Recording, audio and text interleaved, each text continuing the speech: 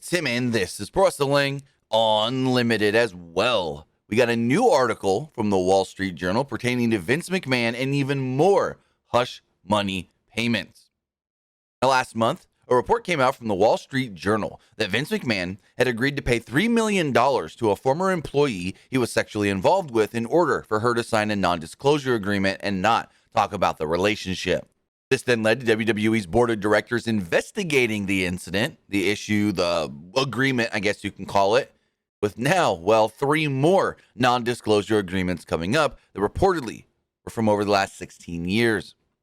According to a new report from the Wall Street Journal, they're reporting that Vince McMahon has paid roughly $12 to $12.4 million to women agreeing to sign NDAs regarding sexual misconduct and infidelity allegations.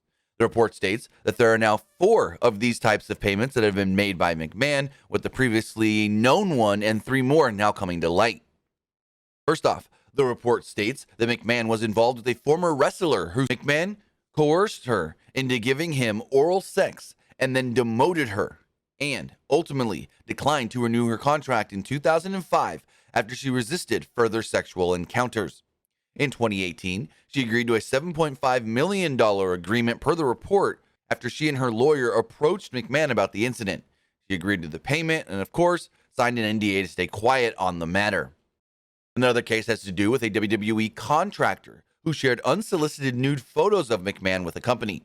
She stated that he had sexually harassed her on the job. In 2008, she agreed to sign a non-disclosure agreement for $1 million. The final one in this report regarding McMahon was with a former manager that McMahon apparently had worked with for 10 years before he initiated a sexual relationship with her. In 2006, she agreed to a $1 million payment to sign an NDA. Yet McMahon, it ain't just him. McMahon is not the only one with an NDA that the company is looking into, the board of directors is looking into.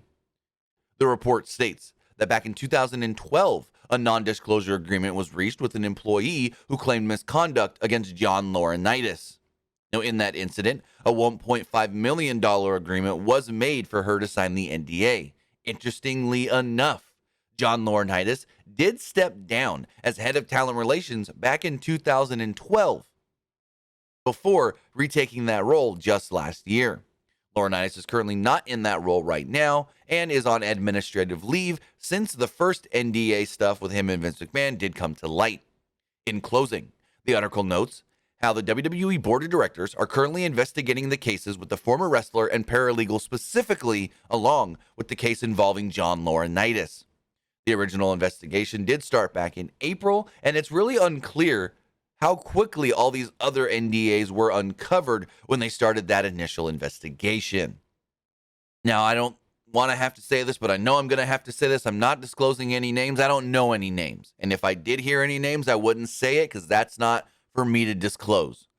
And I don't want to hear anybody else speculating. I don't want to see any comments in the comments below of this video with speculations of maybe it's this former wrestler, maybe it's this former wrestler. Your comment will be deleted because we're not going to go out there and make baseless claims. And I'm not going to have any baseless claims in my comments as well, especially against somebody who legally can't even come out and defend themselves. But with that, this is bad. This is really bad for the WWE, since as of this morning, since this article broke, WWE stock is down just shy of 1.4%, down about 90 cents.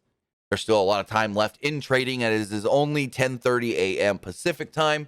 So we'll see how this does affect WWE stock throughout the remainder of the day. But with that, Vince McMahon, almost $12 million paid out in, I guess you can call them hush money payments over the last 16 years. If we do hear anything else on this story, the last story, and maybe any future stories, we'll have it for you right here on Pro Wrestling Unlimited. But that's going to do it for this episode. Remember, comment below, like and share this video, like us on Facebook, Instagram, and Twitter, and subscribe right here on YouTube.